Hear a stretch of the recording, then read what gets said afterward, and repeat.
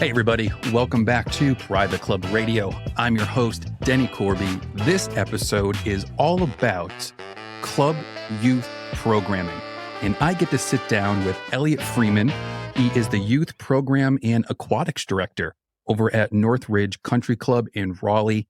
And we have a fun conversation because youth programming is getting very, very big. As we all know, talked about it here on the podcast, that clubs are becoming more resort style a little bit and catering more to families. We talk about how Elliot started doing youth programming. He went to school for education and for youths. He also was on the Disney Cruise Line for years, which is a very hard and very prestigious gig to get. We explored creative ways to measure the success of youth programs without relying solely on surveys, and discovered how to balance the expectations of children, parents, and club members while also developing these programs. Without further ado, welcome my friend from Northridge Country Club in Raleigh, the Youth Program and Aquatics Director, Elliot Freeman.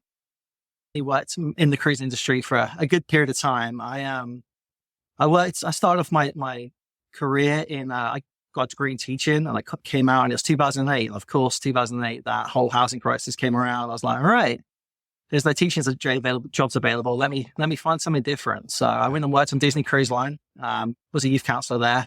I worked there for a long period of time. Met my current wife there in my same department. And we went and traveled a bit, went to a Norwegian Cruise Line. We worked in various positions from youth activity staff all the way through the youth program manager. And we went back to Disney. So we worked on Disney, Norwegian Cruise Line. And you think the country club industry is hard. That cruise line industry, that'll make you. It's a brutal industry. It's a lot of fun, don't get me wrong. I was performing on some cruise ships for a hot minute. So yeah, I mean, it's intense. It's no days off. It's 4.5 month contracts, but I enjoyed it. It was a great period of my time.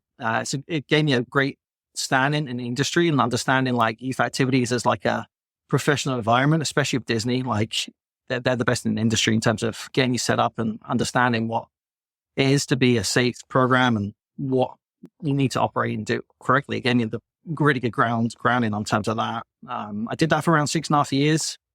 And then I ended up in real life, like, oh no, in the mid-20s, what are we going to do, me and my wife? So we decided to make a go of it in America, and I've been in the country club industry now for like 6 years or so. How did you find how long was you on a cruise ship for?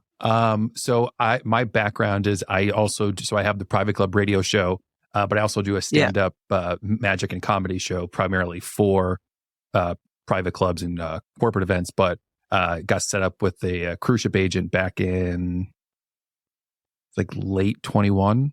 So I only started during the pandemic. That was different. It was definitely a really interesting experience. For Disney Cruise Line, for example, when I worked on them, we'd have 500 children checked in our spaces. So that's 500 children that we're in control of, making sure that they're staying alive, and every child is an individual. They have their own needs and stuff. It was definitely a good base to start off. The ship was like brand new. It was about a month old when I joined the ship. Yeah. So how fun it is. No, we were definitely on around that time. Very cool. You had a good experience? Oh, it was fantastic. So I'm the mistake in my family. So I'm 34. My little sister's going to be 21 and my little brother's going to be 19. So when I was, it was really a lot for them. But, when I went, I was early 20s and they were like younger. Most people think Disney Cruise Line, you're not going to have a good experience unless you're a kid. I mean, we were taught on Disney when I worked there. It's like everybody's a VIP. And that's something I've definitely owned. And like everyone is an individual. And that's what we called them. We called them very individual people rather than important, because that's what it is. Like no one should be as important as everyone, because you'd be expected to deliver the same service to every single person as an individual. Well, it's actually more mental brain energy to try and not be the same for different people. Yeah. Like it's like harder, like just be nice to everybody and makes your life so much easier. They're not. And there's definitely some things that ingrains into you that you go into the real world. You're like, oh wait, this isn't normal. Like me and my wife, if we're going out for a walk or something and we see people trying to take a photo, we're instantly going to stop and be like, hey, can we take a photo for you? We can do that for you. And they're looking at like a stranger offering us to take a photo for you. it just is naturally engaged, like ingrained into your brain. Like, yeah, this is the sort of things that they taught you, and that's a great thing to have. But it's kind of that brainwashing, but in a good way. So how'd you get? So you've pretty much stuck in like the youth world. How did that come about? Like, was that always? Did you want to be a teacher? Like, what? Yeah, what so I got my degree in teaching. I knew I wanted to be a teacher. Yeah, my degree was education and PE. Like, it was a double-sided thing. And I was like, do I want to do PE? Do I want to do like primary school, like elementary school teaching? And yes, I wanted to do it, but once I found out that like cruise ships were a thing and the whole youth industry is a thing, especially in America. In the UK, it's not as where I'm from, obviously, as you can tell by the accent. It's not as predominantly big in the UK. We still have it, but without the kind of 12 weeks holidays, it's not as like, oh yes, camps, people go to camps. Like that doesn't happen in the UK as much. So it's not like, oh, there's youth director jobs. So finding that industry on the cruise line and then finding that you could do it over here potentially in the Y or Lifetime Fitness or country club industry, like I was like eye-opening. I was like, oh wow, this could be something I can do. Absolutely. My goal growing up was always I knew long term I wanted to do something I loved. And every day's different with kids. I feel like I'm making an impact with them, even if it's something small, just making them smile. And again, on Disney, they ingrain the thing into you saying that we create happiness. And that's really the truth. Like, we are creating memories and creating happiness for all these kids and parents and adults. Like, you may not think the things you're doing, people are going to remember, but I'm sure you remember things from when you're a kid with a camp counselor or just something small, but you don't know how small your impact could be. It could be huge. So that's kind of like where my mentality was at. Let's have fun in my life. Let's do some fun and be creative and have every day different. And that's kind of like my mindset. That's where it was at. What have been like some of like your favorite like accomplishments in this area? Because like you've done some cool stuff, and if we can keep it to like the club world, like that'd be cool. Yeah, absolutely. But just like in general, but it all probably like relates to here too. But like, yeah, absolutely. What have been the country club is such a weird one, right? It really is. I was not expecting it to be so family focused. Firstly, I was expecting coming into a country club, it's going to be a bunch of old men playing golf, just fine, and then we'd be like a kind of afterthought. And honestly, what I found is the country club, from what I've seen, the country club industry has definitely changed, especially in like the last 5 to 6 years. It's no longer golf clubs, which is just men playing and drinking and eating, which is fine. There's still clubs out there and that works great for them. But in general, most people are families. Everyone in the family is as important. Every club is going to have golf courses, and don't get me wrong, some are nicer than others, but what can we make us stand out? And for me, the growth that we've had at our club since I've been here is crazy. It obviously golf and the pandemic did have help with that, of course. But ultimately, like, clubs are a lifestyle. They're not just a goal. It's very much changing. And for me, that gives me the ability to be able to create what I've created, which is completely different to what I inherited. To give you perspective, when I first came into my club, for example, they were doing the typical country club style. They were doing one event a month and maybe 4 or 5 weeks of camp, and that's what it is. Now you come out to the club any day of the week and there's some sort of youth program going on, and it's great. I mean, these kids now this is their second home. Long-winded answer. I'm sorry. No. This is perfect. You're talking about individual things as my club. I mean, my camp usage, as I said, we did 4 weeks a year. I'm very lucky that my wife actually is also a youth director, and she works at a different country club in the area. So we don't stop. It is like color war at home. It is just we got brutal. home. Tonight I've got a swim meet against her team. Oh man. They're going to beat us, but it's okay. It's not about that. It's about having fun. No, it's funny. That's really funny. But yeah, that definitely helps. I mean, we switch off, but we don't switch off. We still bounce off ideas. And I've been very lucky to see even the youth industry is different depending on club to club. Like my club, I'm very lucky that we are family focused. That's within our kind of DNA of our club. We're focused on family entertainment, family experiences here. Her club is more traditional right now, but they're still getting there and they're improving, but it's different programming versus your club. So just because I'm at my club, I can offer these, for example, my camps, right? I have 3 summer camps going on during the summer, all lasting Monday to Friday. They go for 10 weeks. And we have over 120 kids coming a week, which is a lot of kids. Now, It's a lot of kids. What like age range? Like how that is anywhere from 4 to 13. And then are they all doing the same thing? Are they broken up? How does that work? So again, when I inherited the department, they had kind of one camp and one that was like a drop-off daycare sort of thing. And I was like, right, let's change this. This drop-off daycare is now going to be a camp for younger kids. Let's make it towards their age group. So like the 4 or 5-year-old, for example, they can't play tennis very easily. They can't play golf, especially in a group setting with so many people. Yes, they can get instructions. Like, of course, you get some like mini Tiger Woods and they're going to be the next superstar. Who knows? But typically, they can't last more than 30 minutes increments doing stuff. Let's break it down to 30-minute increments. Let's model it towards that child so they don't get bored, they don't get distracted, and let's make that camp just for them. So here we have a 4 or 5-year age group. We have a sports camp, which is very country club, but we've added different sports like pickleball. We've added soccer to it, basketball, just different sports to make it different. And what I say is this isn't a camp for you to learn. This is a camp for you to try sports, be engaged, enjoy your friends, really, really just have fun. If you want to do those camps, we can offer those. You can go to golf. They can offer you a private golf camp with a few of you, and it's going to cost you money because that's private lessons, basically. Yeah. But it's been successful. And then this year we've added a third camp, actually inspired by Ben in some ways. And they had Ben on your show a few weeks ago. But we're going to do a creative camp. So it's for those kids that maybe they like sport, but they can't do 10 weeks of camp doing soccer, tennis, and pickleball. So they're going to do things like a whole day where they're making a movie, they're writing the script, and then they're going to shoot it on their phones. And at the end of the day, they'll have a premiere of it. Another day they'll be doing cooking and baking. Another day they're going to be doing art. So it's really adapting and trying to figure out what works for our members. But as I said, like, I'm very lucky that I can offer these camps. I'm supported by the club. We have a huge ballroom that isn't very well booked in the summer, so we can use it. And just because I have this doesn't mean you can't do your own thing at other clubs. Like my wife has smaller camps where they have 20 kids, but it's all about engaging those children and finding what works for your club at the end of the day. Because I'm lucky I'm in North Carolina weather. Who knows what the club could be up in North. You could have a whole ropes course you can join in. And for me, if I was to leave this club and I was to go somewhere else one day, which that's not something I'm looking forward to doing right now, but you got to use the tools you have ultimately. Like, of course. The big thing I found was my best tools I have is staff. I found so many talents within my staff.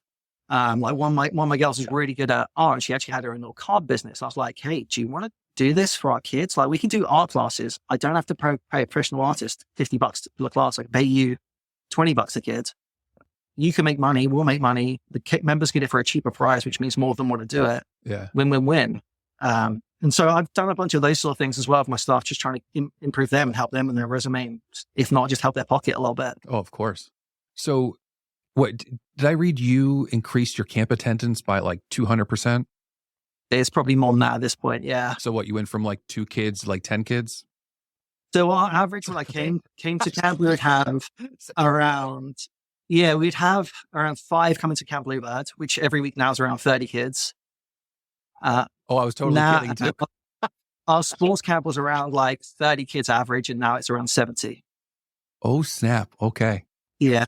The best thing I ever did, though, the biggest thing we ever did was I started looking at what could help our membership. And it was, what is our typical member?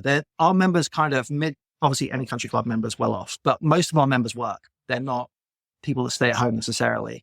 So the amount of teacher work days they have throughout the year where they don't know what to do with their children, I was like, this is something that could offer value to the adults. So they could, even if they are working, stay at home, they can go play golf or play tennis. So we started off doing those, and you got to think these day camps, they're 100% profit. All you're paying for is your staff and the food costs, which is minimal. If I'm getting 40 kids paying $60, that's $2,500 nearly for a single day of thing, which I know in the industry isn't huge, but in terms of youth activities as a budget, it helps a lot. And by making that money, it means we can potentially spend that money on other things to make your other programming cooler, which then makes that advance. It's all kind of like a cycle I found. Well, and then, I mean, I don't know how much of an expert I am too, but then it's like, how many of those families might stay there for dinner with the kids? And now there's, food and beverage. Exactly. And if the kids are entertained, then the parents can go do something. Yep. Oh, absolutely. I mean, we offered, I actually figured out, we offered 152 days a year of camp last year. What? Yeah. So pretty much half the year, you could have had a child be dropped off here to be looked after between 8 and 4. It's a lot. That doesn't include like things like kids clubs, which we have kids clubs in the evening so parents can go eat and drink. We have kids corral where our kind of counselors walk around and make sure any kids that are waiting with their parents can go off to a playground with them. Anything to enhance that member experience. That's cool. I think a lot of the clubs, at the end of the day, we impact every department. Youth activities is one of those really small things that people don't realize. You have such a big impact on your membership. If you can create things for the kids to do, then the parents are free to do what they want. And it doesn't necessarily need to be that. You can create amazing family events as well, of course, but where there's food and drink to be sold there too. But yeah, I mean, it's definitely, I think the industry started to see it a little bit more. And it's a big passion of mine to make the industry realize, yes, you're not going to make a huge amount of money off youth, but the value it adds to the amenity it adds that can impact the whole of your club. Our club currently has like a 70-person wait list, 70 family wait list. Every single one has kids. Every single person we've let in has, in the last 5 years, majority have had kids. It's a good place to be in terms of the industry. Yeah. Well, and then, I don't know if I'm just like thinking of like being a kid too, is, if I'm always having fun at the club, I want all my parties to be there. Like, I just want to have if that's where, if I just recognize the club with fun, when I go there, I'm not thinking, club stuffy dinner. Like now I'm like, let's exactly. go do it. And then eventually, hopefully, one day it might create a legacy. Who knows? Like, I know a lot of clubs, especially our club, we do look at legacies. And if you're using the club regularly, you're not going to leave that club. Even if it's your kids using it, you're not going to use it. The value's there, absolutely. So, what's the process like developing a program that increases 200, 300, 400? I was joking like 2 to 5, but I didn't realize numbers were that big low. Numbers. But like, no, like, what does as that I said, I'm process very look lucky. like? I'm sure there's. What was your first, like when you got there, what was your first thing? You're like, okay, I have to start with X, or like, what was like the first thing that you did? I came from Disney. My last job before coming to this role, actually, I worked for the YMCA in between that, but my core background was Disney. And I came into the thing and I was like, this country club, they didn't have policies and procedures in place for youth activities like child handling guidelines, very boring stuff. But they are the fundamentals. If you can get the safety right and the core values of, I feel safe leaving my child with you, then you gain that trust. And if you get some trust and you do a good job, then they're going to come back and build and build and build. That's really the key part of it. Like, I know it sounds boring, but no, that is if you could gain the trust of the member. Right there. That is the golden nugget. Yeah. I mean, at the end of the day, children are the most valuable thing to most of their parents. And if they can't feel safe in the programming you're offering, they're not going to drop them off. Now, how cool it is, they're not going to drop them off because they don't feel comfortable with their children. And the big way I do that is training and getting the right people around me. I never take advantage in terms of staff. I don't have like one staff member to 25 kids. We keep our ratios at like 1 to 6. Wow. It's purely because I don't see us as babysitters. We're not babysitters in my mind. We are entertainers. It sounds like glorification there, I know, but I see us as entertainers. And that's why I don't also care for under 4-year-olds, because they can't necessarily be entertained as well as they need to be cared for when they do need to be entertained. They don't know what's going on as much. So, they're more likely to leave the room potentially. Whereas, gotcha. Sorry. So I'm just trying to wrap my head around it too. So basically, like you differentiate childcare from like, this is like, oh wow, that's awesome. Yeah, absolutely. We're not your 16-year-old babysitter watching a movie for kids. Like, I'm not saying that's never going to happen. Like, there has to be some downtime where the kid wants to watch a movie, whatever. But we're not paid to do that. Like, you can do that, get a babysitter to do that at home. We should be making an impact every time we have a child. Even if they come into camp, we need to be engaging. And that's why I tell my staff when I'm hiring them, like, you need to get in the program. If you want to work in my department, you have to be engaging and you have to be proactive. They're the two things. Because the one thing that makes children bored is downtime and not being engaged. The end of the day, people are the biggest assets, as I said, you have. Prime example is me and my wife.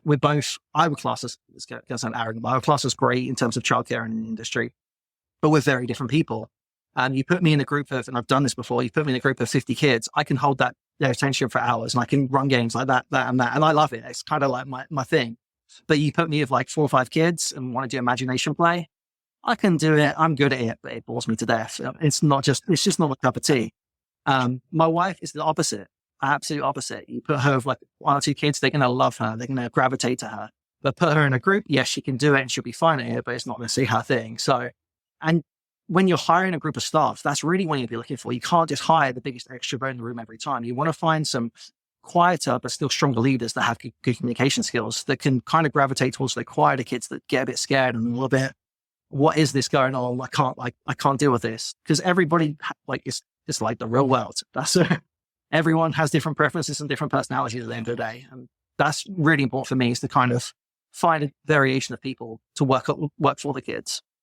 So where do you find your talent? Not talent, like that sounded bad. Like, where do you find your You could call them talent. Well, actually, it is talent because they are entertainers. So, like, how do you? Yeah, like, honestly, like, it must be they're like not. friends. I'm giving chances to 16-year-olds, 17-year-olds. I get some 20-year-olds, but I am 100% when I'm hiring people, it's all about their personality. I don't care. I do care a lot about what they've done in the past because we have to, of course. But do I feel comfortable that I can mold this person into doing something? I feel like everybody in the world, no matter where you are, you're trainable to do stuff. We can train you to do stuff. Just because you don't know how to run games right now doesn't mean you can't be the best game player ever. Just because you don't have to play golf doesn't mean you're not going to be a scratch golfer one day. That's really my key. Like, I get a lot of referrals. A lot of my staff stay for years. Currently, my second in command, I hired her when she was very young. She's now been at 7 summers. This is her 7th summer. So, I mean, that speaks a lot that they want to come back. And normally when they leave, it's kind of like, oh, I'll go do an internship now because I'm trying to get in the medical field. I can't just have youth activities on my resume. But I like a lot of referrals. So I'm like, friends, bring them to me, because you're not going to recommend someone that you don't like. And if you do, you're going to have to work with them. And that's why I tell people, like, do you really want to, this may be your best friend, but do you really want to work with them? So typically, most of the people that get referred are great. Of course, there's always some duds there. There's going to be some duds. But that doesn't mean they can't be turned around. Again, training and having patience with people is the most key thing I can say for my staff anyway. If you were to, man, I want to go in so many different directions right now. I'm all ears, man. No, I know, this is so good. So, you're getting referral, you're getting these people come in. What would you say, kids, you know what I'm saying? What are like your little, like tells? Yeah, or just like, what are you like looking for? What are their little qualities? What biggest thing for me is enthusiasm and an ability to like communicate that enthusiasm. I need to be able to have, like, if I'm having a conversation with you and you're looking to get a job and you have your melatonin, you don't look bored, you look bored. Like, I'm a kid. Kids are very reactive based on expression and emotions. People don't realize that. They think it's more about being strict or being nice. It's not. It's emotions. If you are an embracing person and a friendly, outgoing person, you can become the most likable person to the kids.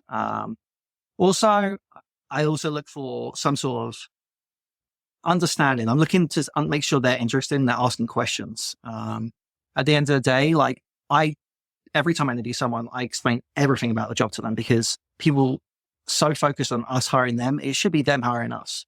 It can't be, at the end of the day, I don't want my staff coming into the role and being like, this is hot, I don't want to do this job.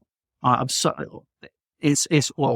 these kids are annoying me. Like, no, if you don't, like, this is the job. I've told you up front. It's the best job in the world. You're getting to play soccer. You're getting to go in the pool every day. Like, what else can I give you? And if this isn't your job, then that's fine. I don't want you in the job. I very rarely get that. You'll get occasional complaints about the heat, and there's not much I can do about that. It's North Carolina. It's 100-degree heat. You're going to be hot. If you're working with the little kids, they can't tie their shoelaces. They can't articulate why they're tired and upset and need the potty. Yeah. You're going to have some patience. It's going to be mentally exhausting versus physically exhausting. Depends on the age group you're working with. So, I mean, for me, those kind of tells, what I'm looking for is kind of just a conversation. If they can't hold a conversation with me, if they're not very enthusiastic, if they're not giving me a reason why they want to work with kids or what interests them about the role, then it's like, well, I'm not really interested in hiring you. Like, I'm not saying I'm looking for the best, because I believe we can train the best, but I'm looking for people that genuinely want to be there. That's the biggest thing for me. I've had people that have started off really rough and they've not been great, and they've ended up like, I've given them some trainings, I've gone over things, something clicked, and then bang, they're there. Hmm. Now, how do you gauge or like measure the success of like your programs or activities? Yeah, it's a hard one, right? Because we don't do surveys because surveys are there, in my opinion, very much my opinion, there just to complain for people. And then people don't tend to highlight the positives in surveys more than the negatives most of the time, actually. Unless you're at Disney, which Disney's a different level when we're on there. But I don't do surveys typically. I mean, I'm very active in my membership. I'm there to greet them in the mornings. I'm very much involved in camp. I'm not a manager. I'm a leader. And that sounds really arrogant again, but I like to be with my staff. I don't want them to know that they're just being told what to do. And it's not something that I wouldn't do. I'm very much involved in that. And when I'm with that, I get to see the members. Sometimes I'm like, do these kids love me? And then it's not about loving me, but do they like me? And then I go to the pool and they're like, Mr. Elliot, Mr. Elliot. I'm like, okay, they like me. It's okay. But I mean, the biggest thing is the numbers. Numbers don't lie. Like if people like your program, and they're going to come back. If people like your program, they're going to refer guests. That's the biggest way I can say. I mean, I've had some really cool events like outside of camps that are flopped. That have been really good. I'm like, why is this not flopped? And you don't know sometimes. Sometimes you put something rubbish on, like I put a movie night on, and we had 50 kids turn up. I'm like, it's just a movie. Why are you coming to this? A lot of it is out of your control. Sometimes you don't know when sports are going on or high school sports. Like you can't be the Google calendar for every single event going on in your area, unfortunately. But yeah, my biggest way is just member interactions. The biggest thing I could say. I don't know if you've had anyone else in your show that said otherwise, or I just like to ask and see. No. Yeah, it's hard. It is a hard thing because, as I said, surveys, people tend to like highlight the bad things rather than the positive things. So I try to stay away from them. Yeah. A couple of years ago, like 4 or 5 years ago, it hit me that half these kids weren't, their experiences wasn't being shared with the parents as much. So we started adding cameras to all my counselor was like, right, we're going to add it into the policy so the parents know that we're taking photos and videos throughout the week. We're going to take photos every single thing they do, and we can take videos of it. And then at the end of the week, we did a little slideshow on the last day for the kids to see, so they can watch back their week. We sent all the photos to the members. And ever since I did that, the members' reaction is just like, oh, I know what my kid's doing every day. I can see it in their face. Even if they come home and they say, what did you do? They're like, nothing. Oh, nothing. Like, no, look at the photos. You're having fun there. You're doing this. Like, I didn't know you did this. I know a lot of clubs are using that right now, and it's the biggest tool you can have because kids don't articulate what they've done. So you can show them on those videos and photos very much easily. No, same thing with our dogs. When we would bring them to daycare, they would message us and say, "Oh, look, they're having fun. There's Big Meat sniffing, Bella's butt." Yeah, my wife perhaps chooses those kennels that you can see the camera, so you can watch the dogs running around. It's like, look at him in the corner. But yeah, you want to know they're having fun at the end of the day, and like that's the biggest thing. Now, how this is going to be a slightly weird question, so give me a second. But how would you say, like, how do you balance the expectations and like desires of the kids' parents and like in the club when developing your programs? Does that make sense? Like, how do you when you're looking at how do you just balance like all those expectations with? Yeah, because obviously country clubs are typically those that are well off for the most part, and they have a different level of expectation compared to those that aren't. Just in terms of like the sort of things they want their kids to do, such as pre-cotillion. I'd never heard of pre-cotillion until coming to America. And I was like, oh, you need to teach your kids manners? Okay, I'm English, so that's ingrained to us in school without sounding like a bit of a butthead about it. But I mean, I think what I did when I came in, I was like, well, I want the kids to be the first. Kids are the most important thing, and the kid's not going to come back to a program unless it's fun. So we have to make it engaging and fun for the kid. But then you have to offer enough for all the members. It may not be something that I would want to do myself, but pre-cotillion, the kids love it for some reason. Some of them absolutely love it. Like art classes, I think it's finding the variation. And it's really hard as any youth department. I've seen it with my wife's as well. Like most of us are a team of ones, and you have like a couple of staff around you that are part-time, and there's only so many weeks in a year to offer that. Like youth age group is so big. Yeah. You've got toddlers, 4-year-olds, 5-year-olds, like tweens, teens, and then you got boys and girls, and sometimes they don't like the same thing. So it's definitely hard to try and cover all, but that's okay. You just have to do your best and offer as much as you can to your resources. And if it's been accepted well by the membership, you can add to it, or you can go and find other ways to adapt it.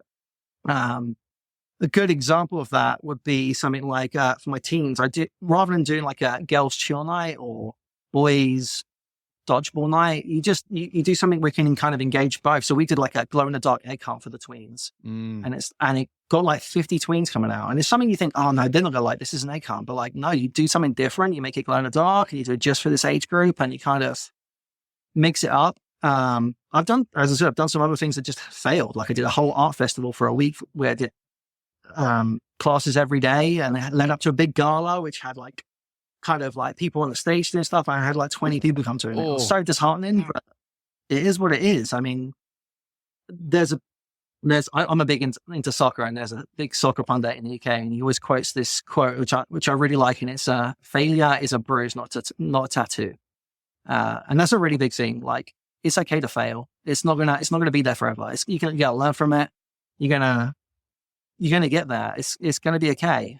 Maybe your idea wasn't bad. It just wasn't done at the right time, or maybe you didn't advertise it the right way. And that's not something I've definitely learned in the last year, that I need to promote my stuff a lot more. We're doing so many cool things. The members need to know what's going on without bombarding them with emails. Social media is such a good platform for that. Oh yeah. And Ben kills it with all of his stuff too, because there's so much fun things that they post. And I was in shock and awe when he was telling me and showing me everything. I made a joke about a t-shirt gun. He's like, oh, you want to play with ours? Yeah. Like, stop it. You don't have one. Yeah.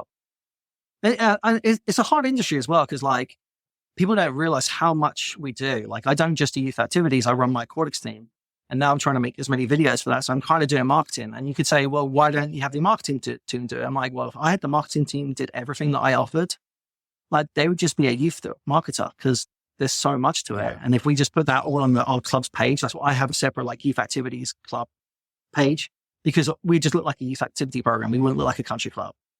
But yeah, I mean, in terms of that, finding things for the right demographics and stuff, it is difficult, but trying things, steal ideas from others. That's another thing I learned. Like, I was so focused before on like, I'm going to create something original. As soon as I create something original, oh wait, it's done before. But take ideas from other people, use them, and enhance them. Like, that's a really big thing. Something small to you may be a big thing to add to something. What's one of the more recent things that you've stolen and put to use? So, I mean, Harry Potter, for example, big franchise. We don't call it Harry Potter. We call it Wizarding. That's what we do, Wizarding School. So it's such an easy event. You can decorate like Harry Potter. You can put up candles, all that fun stuff. But we get a magician. So I was like, I want a magician to come to this. And a lot of people won't necessarily come to our shows if it's just a magician. No offense. Yeah. I know your magic is amazing. I saw some of it. It was great. I think it just has a bit of cliche sometimes in the industry. Like, I'm going to get to sit down and watch it, which it could be the best show ever. So we have a magician come to our Harry Potter show, for example. But during that, we're like, how can we enhance this? So we add, for example, we'll make potions class, and then we'll have a little feast, a buffet. And then I do some magic with the kids to make them think they make magic. So during our potions class, we get some water and we pour it into a styrofoam cup or any cup you have. And as long as it's not see-through, at the bottom you can get this powder. It's basically what goes in babies' diapers. Yeah. And when you pour water into it, it absorbs it and becomes a solid. And so you get the kids to pour the water in there, and they're like, okay. And they don't see the powder at the bottom because it's white, and the cup's white. And you're like, 1, 2, 3, and they put it over, and they're like, just something like that is something that they're going to remember forever. They think they've made the magic, and it's gone major event go from like something like, okay, this is kind of just a magic show with some food, to, oh, this wasn't hard to do. This is like I know it's a big buzzword in the industry, but it's enhancing the experience. And it really is key. Like, there's so many little ways that are not necessarily expensive that you can enhance the experience. Another example would be my daddy-daughter dance. Now, everybody does daddy-daughter dance. It's classic. From the YMCA to your schools, they probably all do them. And when I came to our club, it was a DJ. That's what it was. It was a DJ, some food, enjoy it. And we have a huge ballroom. I'm very lucky that we get to use it. But unfortunately, we do camps in there. We use it every day. They see it. So my main goal when I'm doing it nowadays is I'm like, how can I make this room not look like this room? Like, so I use anything I can find from the club. Other departments will have things in their department they've used previously, like pipe and drape or previous props. So I find anything I can that I can use to try and make it. So I put a bunch of pipe and drape up. I get some cheap flowers, and all of a sudden that kid's imagination goes from, oh, I'm going to the bottom for a dance to like, oh, I'm in a garden. Like, it's just a different experience that's going to be in their brain. I say that didn't cost money. I say that so often. Is I love when just even if it's just like up lighting, it just adds. But if you can just pipe and drape a room and add up lighting, oh my goodness, you just walk in, you're like, okay, something's going on here. Like, it's just like an excitement thing. Like, I don't know. Plus, I think a little bit too, it helps absorb some of that sound of like an empty room too. You know what I mean? Yeah, so it helps absolutely. like bring it in a little bit. I don't know. So in your opinion, how many water balloons does it take to really have a proper water balloon fight?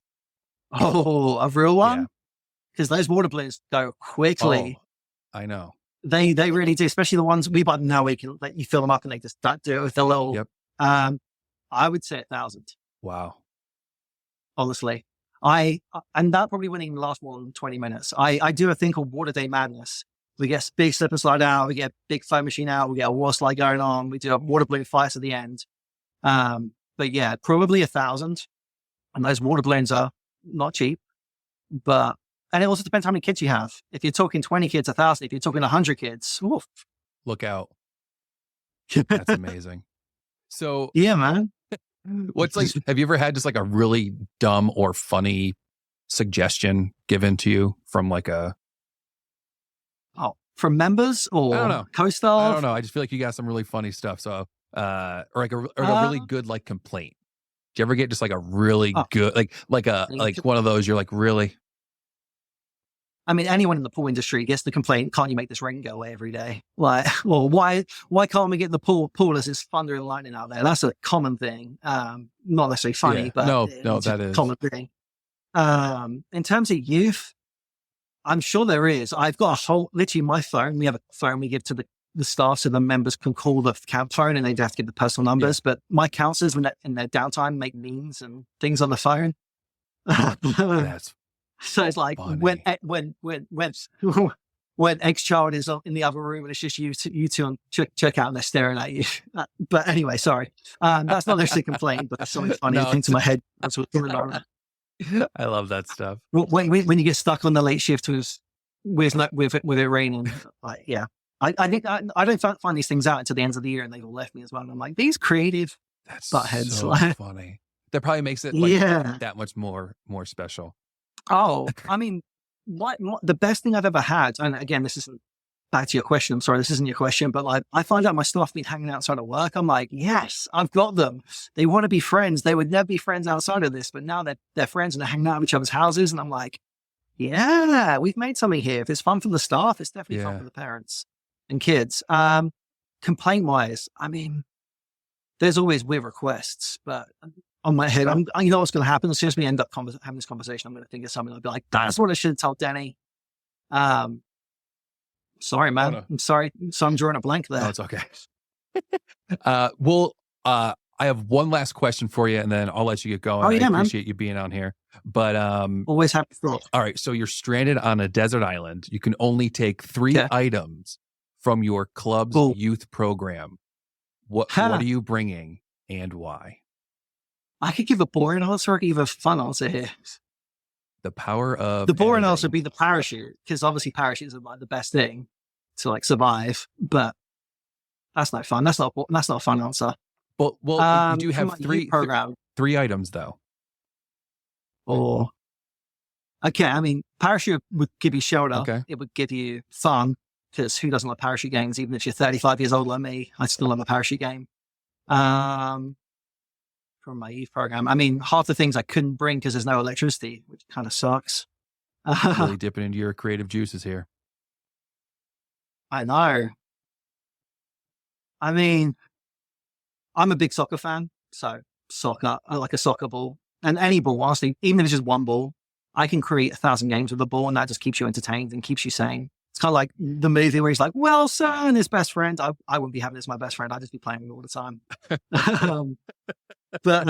So definitely a ball of some sort. And then obviously it'd be useless, but we do a really cool thing. Actually, there's two really cool things I want to share with you. Just one is related, and I'll tell you what it is right now. And then there's another really, really cool thing I like to share. We do like a boat regatta. So I like the idea of making a little box boat and like trying to paddle out to the next island. It failed miserably, but what a way to go.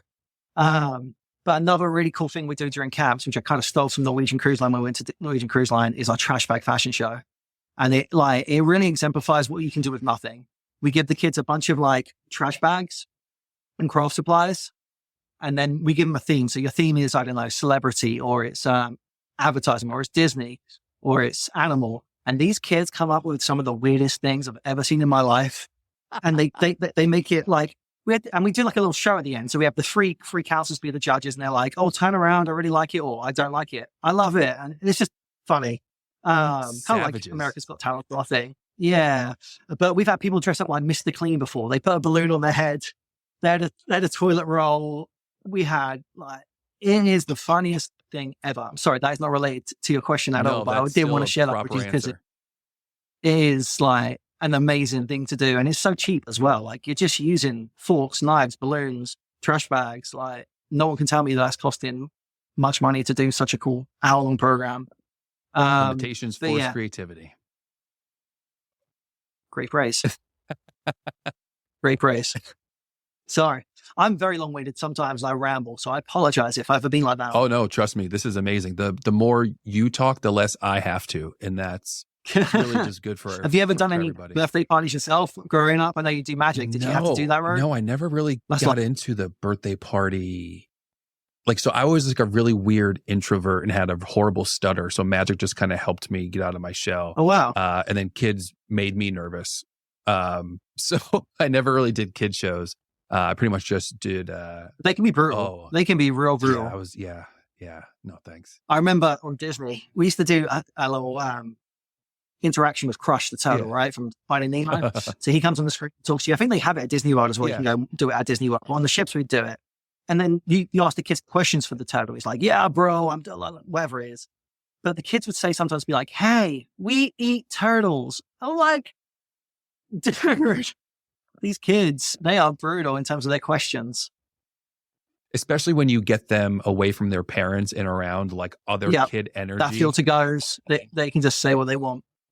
It's like when, it's like when you get adults at the club after a few drinks. It's like the same thing. You give kids some sugar and put them around other kids. Absolutely. Absolutely. So well, that's really cool. Yeah. So, and then I'm just interested now. Let's just say there is an club Olympics. There's a club, country club youth Olympics. What would your club win gold in? What would Northridge win in? Oh, I mean, so it's all. It depends what the Olympic sports are. No, so it's just all of your kids. Okay. Versus another camp's youths. Against another camp's youth, soccer. Okay. Soccer. It makes me proud because I'm British. And when I first worked at Disney, you work in different age groups. I worked with teens and I'd try and play FIFA with the kids. They weren't interested at all. But by the time I left 6 years later, like they were all into soccer and I brought it here and people were like, then there's some kids, but now like that's all they want to do. It's my favorite thing to do personally is play me versus all the kids. I have like 20 kids. They're all 11 to 12. It's me versus the kids. And I have to play my best because they beat me nowadays. I'm like, I know I'm getting old, but these kids are getting better.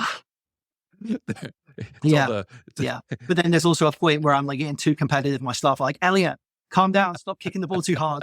I'm like, okay. Busting out kids' teeth.